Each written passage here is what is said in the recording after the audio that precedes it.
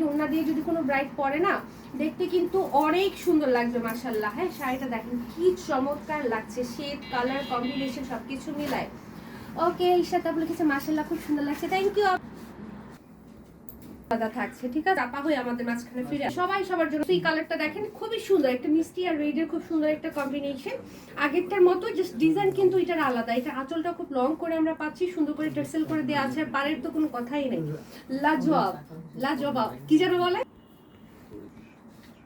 একদম পুরোপুরি রেড না, রেডের সাথে একটা মিষ্টি শেড হওয়ার কারণে ব্রাইডও লাগবে এবং একটু ইউনিক একটা লুকও কিন্তু চলে আসবে।